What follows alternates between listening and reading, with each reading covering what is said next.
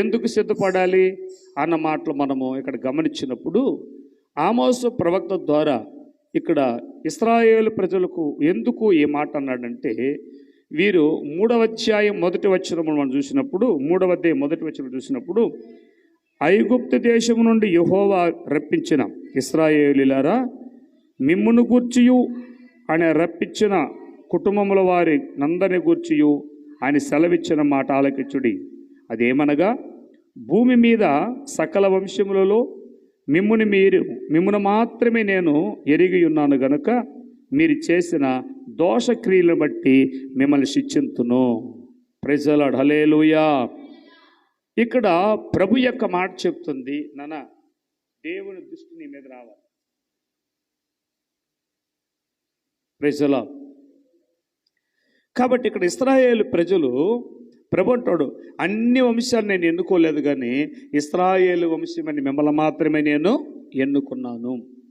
ఎందుకంటే మీతో నేను మాట్లాడడానికి, మీరు నాతో ఉండడానికి, నేను మిమ్మల్ని ఆశ్రయించడానికి, మీ పైన ఉన్నటువంటి శాప పాపాలని తొలగించడానికి నేను మిమ్మల్ని ఎన్నుకున్నాను. ఎన్నుకున్నటువంటి మీరు, ప్రత్యేకించబడినటువంటి మీరు, రక్షించబడినటువంటి మీరు, యేసు రక్తములో కడగబడినటువంటి మీరు, పరిశుద్ధులుగా మార్చబడినటువంటి మీరు ఎలా ఉన్నారంటే దోషక్రియలు చేస్తున్నారు. ఏ క్రియలంట చెప్పాలి? దోషక్రియలు చేస్తున్నారు. ఈ క్రియలను బట్టి నేను మిమ్మల్ని శిక్షిస్తాను. చూసారా, ప్రేమించిన దేవుడే శిక్షిస్తానంటున్నాడు, రక్షించిన దేవుడే శిక్షిస్తానంటున్నాడు. మరి ఈ శిక్షలు మనం ఎన్నో అనిపించున్నాం. ఎలాంటి శిక్ష అయ్యా అని పరిశుద్ధ గ్రంథములో మనం చూడగలిగితే, చూడండి, అదే 4వ అధ్యాయంలో మనం చూసినప్పుడు 6వ వచనం నుంచి మనం చదివినప్పుడు, ప్రియులారా, 4వ అధ్యాయం 6వ వచనంలో ఒక మాట అంటాడు. 6వ వచనం చూడండి. మీ పట్టణములన్నిటిలోనూ నేను మీకు దంతశుద్ధి కలుగు చేసినను, మీరున్న స్థలములన్నిటిలో మీకు ఆహారం లేకుండా చేసినను, మీరు నా తట్టు తిరిగిన వారు కారు.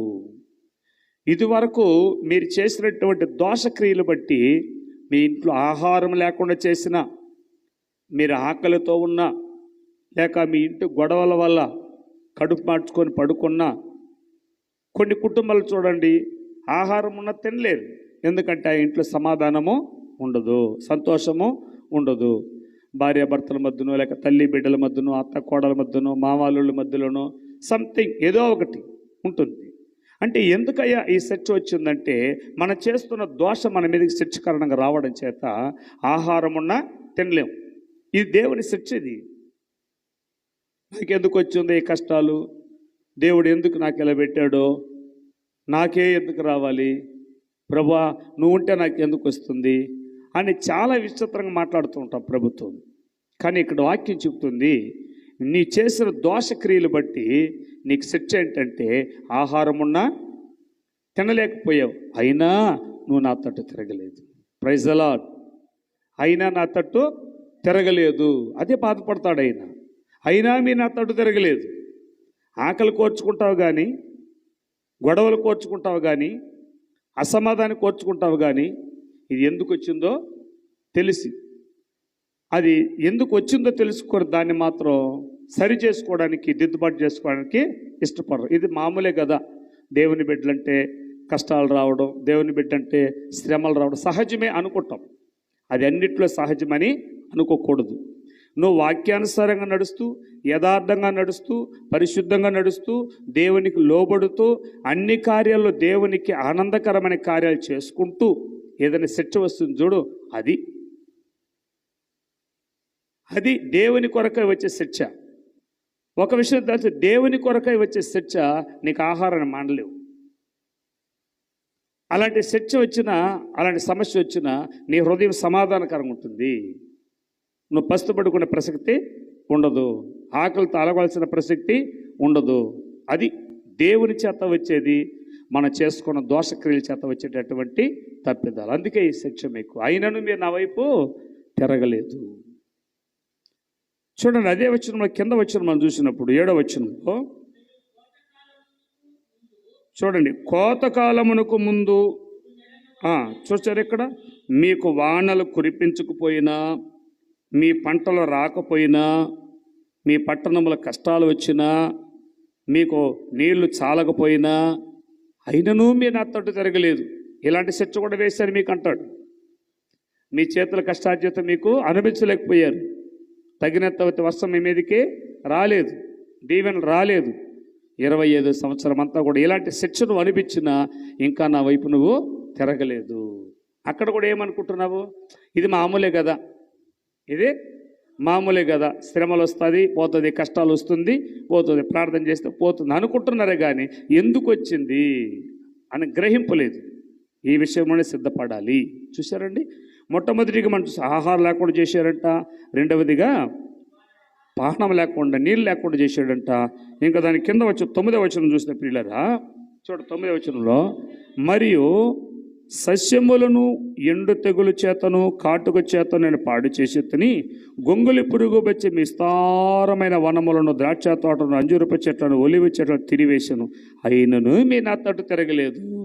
హల్లెలూయా. ఇన్ని శిక్ష వేసిన మీ నా వైపు తిరగలేదు. ఇప్పుడు ఏం చేస్తున్నారు? గొంగులి పురుగులు పంపించి మీకున్న అంజూరపు చెట్లను పాడు చేశాను, మీకున్న ద్రాక్ష చెట్లను పాడు చేశాను, మీకున్న ఒలివి చెట్లను పాడు చేశాను, అయినా మీరు నా తట్టు తిరగలేదు. అయినా మీరు నా తట్టు తిరగలేదు అంటే అర్థం ఏంటి తెలుసా? అంజూరపు చెట్టు అంటే ఆరోగ్యము, ద్రాక్ష చెట్టు అంటే సంతోషము, ఒలివి చెట్టు అంటే దేవుడిచ్చిన పరిశుద్ధత, అభిషేకము. Praise the Lord. అర్థమవుతుందా నీకు? అప్పుడే నిద్రమొక వచ్చేసింది. ఈ శిక్ష వచ్చినా నువ్వు ఇంకా నా వైపు తిరగలేదు అంటే ఆరోగ్యము బాగలేకపోయినా, ఏమండి, నీకు ఆరోగ్య పరిస్థితి లేకపోయినా దేవుడే చూసుకుంటాడనుకొని అనారోగ్యాన్ని అనిపిస్తున్నావే కానీ ఎందుకు వచ్చిందని ప్రశ్నించేటటువంటి స్థితిలో లేవు. నేను దిద్దుబాటు చేసుకునే మనసు లేదు.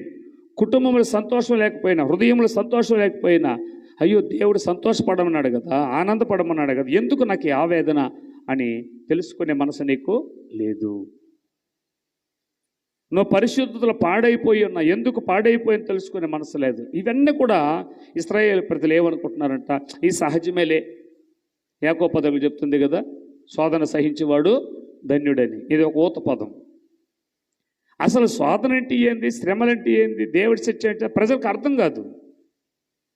ఎందుకంటే బైబిల్ వాక్యంలో లోతులోకి వెళ్తే కదా, ఆత్మీయతలోకి వెళ్తే కదా, వాక్యానుసారంగా వెళ్తే కదా, దేవుని వాక్యానుసారంగా వెళ్ళిన వారికి ఇది అర్థమవుతుంది. వాక్యం ఏదో మేము దేవుణ్ణి నమ్ముకున్నామంటే మా రోగాలు పోయింది, మేము దేవుణ్ణి నమ్ముకున్నాం మా దెయ్యాలు పోయినాయి, మా దేవుణ్ణి నమ్ముకుంటే మా కుటుంబంలో నెమ్మది కలిగింది, మా దేవుణ్ణి నమ్ముకుంటే ఎలా జరిగింది అలా జరిగిందని ఏదో జరిగిపోయింది దాని వరకే చాలనుకున్న వాళ్ళకి ఇవి తెలియదు.